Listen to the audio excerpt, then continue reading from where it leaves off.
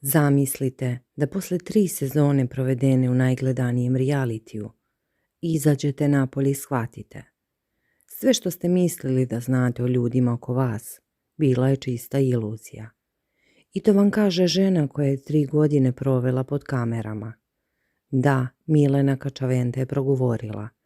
I ono što je rekla, bivše učesnike će još dugo boleti. Jer kada Milena Kačavenda kaže da je neko prevario pola Austrije, to nije puka fraza. Kada kaže da je pisao čovek za koga se mislilo da je zauvek izgubljen. To je priča koja menja sve.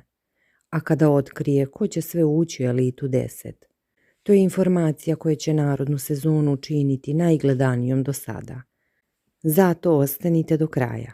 U narednim minutima proći ćemo kroz svaku reč, svaki detalj, svaku optužbu i svaki tajni potez.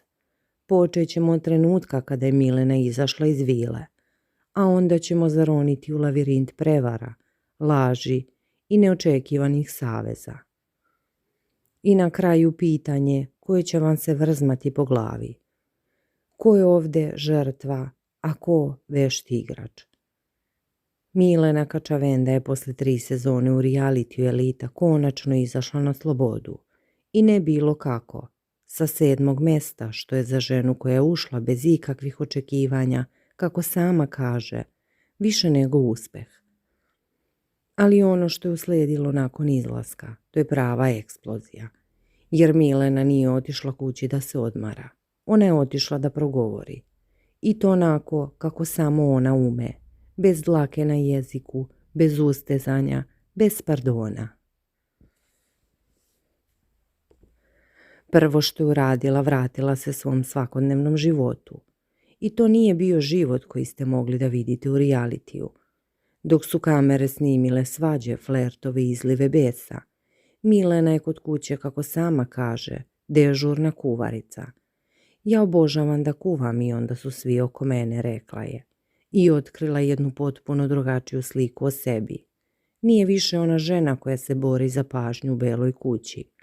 Ona je majka, prijateljica, domaćica koja uživa u mirnim trenucima. Ali mir, koliko god ga priželjkivala, ne dolazi lako. Jer ova sezona, kako kaže, donela je toliku pumpu da na ulici neprestano zaustavljaju. Mislim da će jedan dan jezik da mi otpadne, da ću ga skupljati negde po ulici, našalila se. Ono što je posebno zanimljivo javnosti jeste odnos sa njenim sinovima. Tokom realitija pojavile su se priče da je sinovi ne podržavaju, da je osuđuju. Milena je to demantovala čim je izašla. Moji sinovi ne gledaju reality, moji sinovi su van toga, rekao odlučno. Objasnila je da sinovi znaju da sve što radi, radi zbog njih. Iako, kako priznaje, nije ni sanjala da će doživjeti ovakvu popularnost. A najzanimljiviji deo, sinovi je nikada nisu kritikovali. Jer kada je sela sa njima i objasnila im svoje postupke, od onog prvog pijanstva do svih kasnije situacija, onda su i oni sve razumeli. Apsolutno ne. Zato što kada sam ja sela i sa njima razgovarala i objasnila im određene situacije, onda im je bio jasan onaj moj početak, kada sam se napila. Ipak najveću šok terapiju doživjeli su kad su čuli priče o Marku Janjuševiću Janjušu i Anđelu Rankoviću. Prema Mileninim rečima umrli su od smeha. Za Anđela su znali, a za Janjuša nisu. I kada su čuli kakav je njihov odnos zapravo bio, bili su iznenađeni. A onda dolazimo do Janjuša. Ovo je deo priče koji će najduže odjekivati. Milena Kačavenda i Marko Janjušević Janjuš bili su predmet brojnih spekulacija tokom trajanja realitija. Bližili su se, udaljavali, svađali, mirili. Ali ono što je Milena sada rekla, to je bilo rezanje nožem. Prema meni je ispao najveće smeće, govno, šljam. Sve ono što su za njega govorili je istina, rekla je bez okolišanja. Ovo nije bila izjava iz trenutne ljutnje. Ovo je bio sud donet nakon dugog razmišljanja, nakon što je napustila reality i sagledala sve iz druge perspektive. Jer kako kaže, ona je sebe dovela u zabludu. Verovala je da i Janjuš želi da živi drugačije. Da želi normalnu partnerku, da želi da izgradi nešto ozbiljno. A onda je shvatila, njemu je to sve bio samo reality. Mi smo isto gledali na naš odnos napolju, ali kada smo ušli, onda sam bila luda baba, drugarica, koju je on zamerio što se napila, otkrila je. Najviše ju je među tim pogodilo jedno, način na koji Janjuš govori o njoj posle svega. Ko si bre ti druže, pita se Milena, i dalje ne verujući da je čovek sa kojim je delila toliko toga mogao tako da se okrene. A razlog njihovog razlaza, kako kaže, bila je njena bivša drugarica. I to je bio trenutak kada se sve okrenulo. Od tada Milena ima najgore moguće mišljenje o njemu kao čoveku i muškarcu. Iako priznaje da je u jednom momentu razvila emocije prema njemu, sada su one potpuno ugašene. A da sam u nekom periodu razvila nekakve emocije prema njemu, da jesam, ali to više ne postoji, jasna je. I dok se priča o Janjušu polako gasi, na scenu stupa novi akter. Čovek za koga Milena kaže da je prevario pola Austrije, Asmin Durdžić. I ovde nema milosti. Milena je nakon izlaska iz realitija saznala mnoge stvari o Asminu. I ono što je čula, potvrdilo ono što je već sumnjala. Shvatila sam da je Asmin ufljuz jedan, prevarant smeće, da je izvagao pola Austrije, da je dužan i ružan Bogu i narodu, da je nulao čoveka, da ga gledaju kao gmizavca i liku. Ove reči nisu slučajne. One su potkrepljene informacijama koje su kružile i van realitija. Naime, Asmin Durdžić se dugo predstavljao kao uspešan biznismen, ali su se u javnosti pojavili dokazi da je, kako se navodi na crnoj listi Austriji, zbog dugova i prevara. Sita Ahmić, sestra Neli Ahmić, javno je tvrdila da Asmin nije milioner kako se predstavlja, već da je prevarant koji duguje novac. A onda je Milena dodatno zaoštrila priču. Ona ne vidi Maju Marinković sa Asminom. I to ne zato što je ljubomorna, već zato što smatra da će Maja proći gore od Stani i Aneli. Ne mogu da verujem da se žena zaljubila u to smeće. Nažalost, mislim da će proći gore od njih dve. Od Stanije i Aneli svakako, rekla je. Ono što je posebno pogodilo Milenu jeste način na koji se Asmin odnosio prema Majinoj porodici. Samo 3 dana nakon što je izjavio da će gaziti svakoga ko uvredi Maju Marinković, njena porodica je bila na tapetu. Maja je po njegovim rečima postala ološ, koji je imala partnere po Budvi za pare. Milena ovu promenu ne može da prihvati.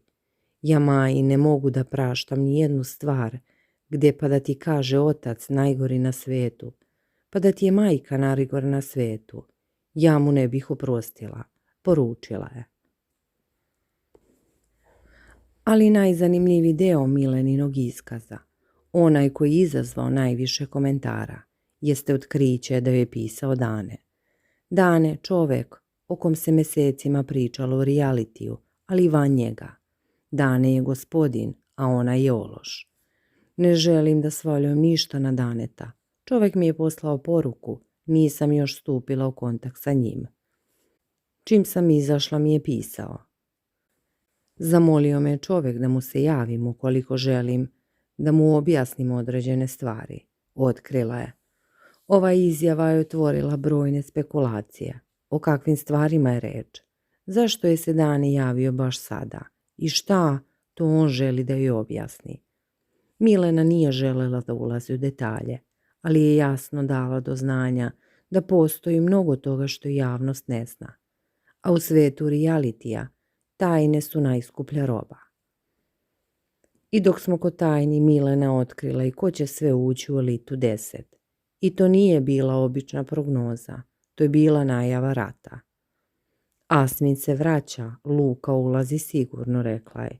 I dodala, ja bih voljela da to bude jedna jaka ekipa starih reality učesnika, da vidim Filipa Cara. Obožavala bih da vidim Dalilu, Dekija. Čula sam da je dobio poziv. Ove reči su odmah izazvale lavinu komentara. Da li će se Asmin zaista vratiti? Da li je Luka Vujović već potvrdio učešće? I šta će se desiti kada se ova ekipa koju Milena naziva petoricom smećara nađe pod istim krovom?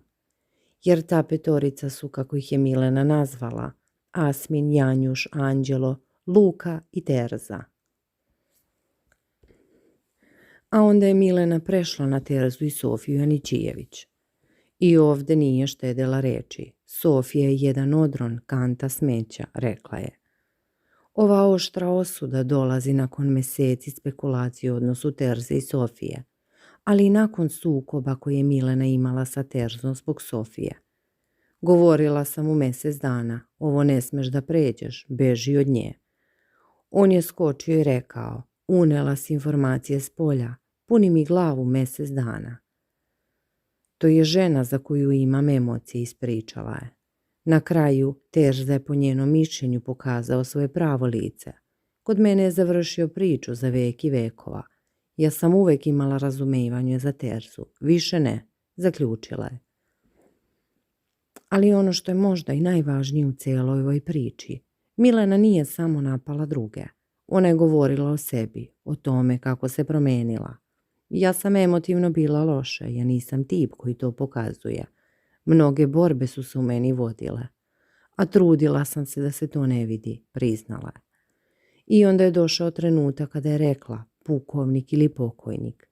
To je bio moment kada je odlučila da promeni svoj život. Zdrava ishrana, trening, odricanje od alkohola. Iako su realitiju pričali da pije iza kreveta, da se krije od mame i tate, ona je, kako kaže, sve to ostavila iza sebe. Nisam im dala da progovore, rekla je. I onda Stanija. Iako su imale konflikt, Stanija je imala lepe reči za Milenu. I Milena je uzvratila. I meni je žao, iskreno ti kažem, to sam rekla i unutra, rekla je. I dodala, Stanija je potvrdila dobar deo priče Aneline, velikom većinom za ono što je i ko je Asmin. Ovo je važan detalj, jer pokazuje da Milena uprko svemu zna da prepozna istinu kada je čuje. A sukob sa Stanijom, kako kaže, bio je zbog Anđela i na kraju vidjeli su ko je Anđelo zapravo. I za kraj, pitanje koje ostaje da visi u vazduhu. Milena je rekla da ima odvarača, ma vidi ima, to na Instagramu mene ne zanima, to je ludilo mozga, rekla je. Ali da li će neko od njih uspjeti da je priđe? Da li će ona ikada više moći da veruje bilo kome? Jer, kako je sama rekla, i ono što smo javno eksponirani, sada otvara mnoga pitanja kome da veruješ. A sada, pre nego što završimo, pitanje za vas. Da li verujete Mileni?